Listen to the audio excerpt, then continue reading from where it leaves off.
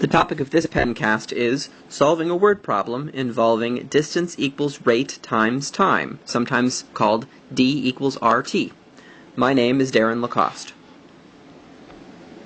Before watching this pencast, please watch the word problems pencast that explains the 4 problem-solving steps. Then you can come back to this one. Alright, so let's go ahead and tackle this problem. 2 cars leave Orlando, heading towards Atlanta. The first car is going at 50 miles per hour, and the second car is going 70 miles per hour.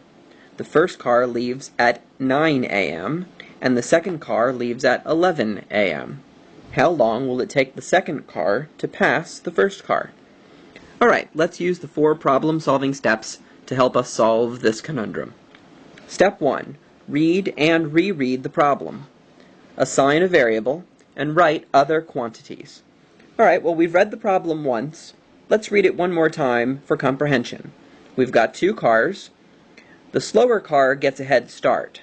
The faster car starts 2 hours behind, and we want to know at what point does the faster car catch up to the slower car. Let's see what our variables are for this particular problem. In order to do that, we want to consider what are the quantities. Remember, quantities are things that are of significance in the problem that can be represented using numbers. The quantities in this problem are the distance between the 2 cars, the rate at which the second car is catching up to the first, and the time the second car is moving. We're going to call these D, R, and T. D represents the distance between the 2 cars at any point. R represents the rate the second car is catching up to the first one. T represents the travel time of the second car. Alright, now we can move on to step 2. Step 2 says, refer to known formulas, sketch a diagram, and write an equation. Well, that last part is probably the easiest. We knew up front that this was going to be an equation, D equals RT. But what are D, R, and T? We need to find what those are so that we can use them for this solution. Let's start with D. When the second car starts to move at 11 a.m., the first car has been driving for 2 hours. At 50 miles per hour, the first car is therefore 2 times 50, or 100 miles from Orlando, where the second car is just about to start its journey. So D equals 100 miles. Now we want to find R. For the type of problem we're considering, when we want to know the rate at which 2 objects are getting further apart from each other, we add their individual rates if they are traveling in opposite directions. However, we subtract their rates if they are traveling in the same direction. For this problem, both cars are traveling in the same direction. So to calculate R, we subtract.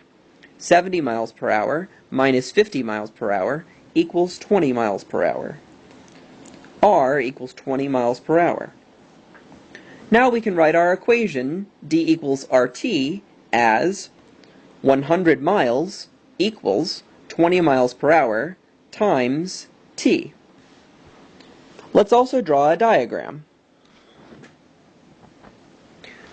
Now this diagram is kind of like a number line.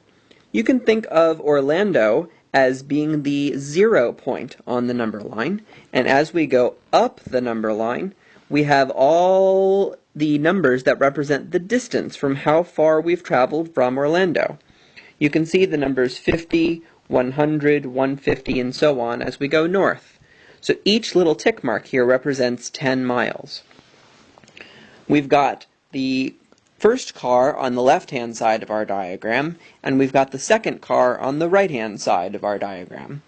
For now, don't pay too much attention to the times that have been written, because we haven't actually calculated those yet, but we will very shortly. Okay, so now that we have our equation and our diagram, let's move on to step 3. We'll come back to our diagram in step 4. Step 3. Solve the equation. Okay. So we'd like to use the equation to answer the question including any needed units.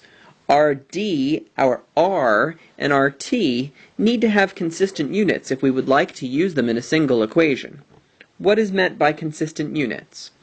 R is always expressed as a ratio of distance over time.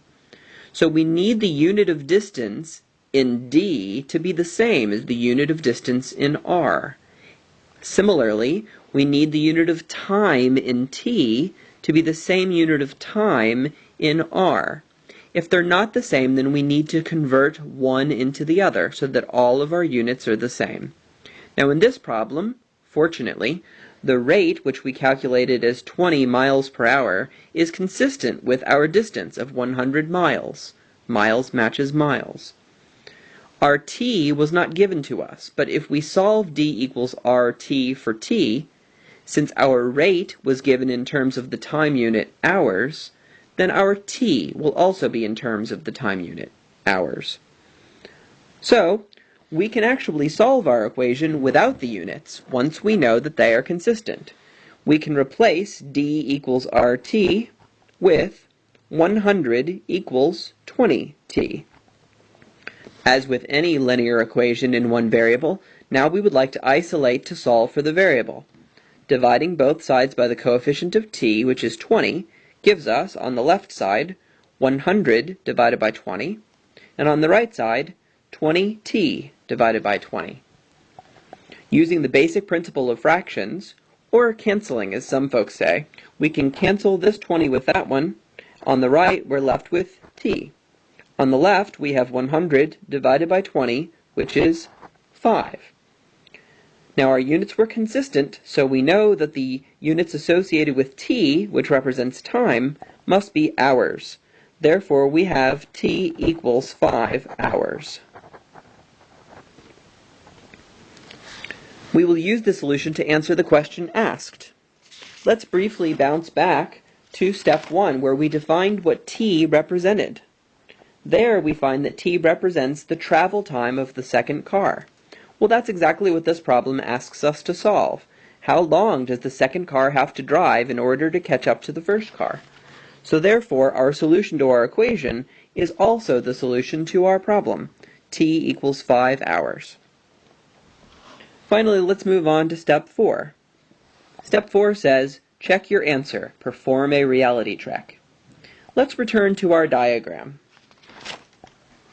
On our diagram, we have a number line that represents the distance from Orlando. Let's see what happens as time goes by. On the left side, we have the progress of car 1, and on the right side, we have the progress of car 2. Both cars are at Orlando at 9 in the morning, and that's when car 1 begins to leave. 1 hour later, car 1 is right here at 10 a.m., while car 2 is still staying at Orlando. Another hour after that, car 1 has advanced all the way up to 100 miles away.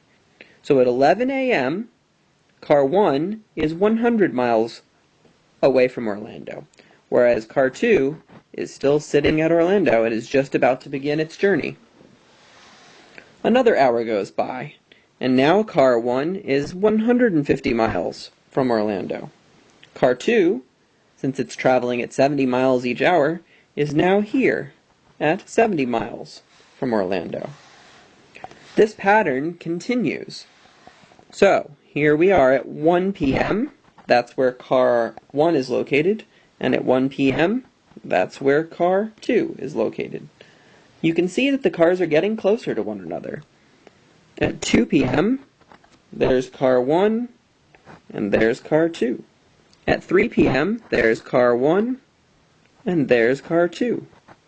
And at 4 p.m., there's car 1, and there's car 2. Finally, they're in the same place at the same time.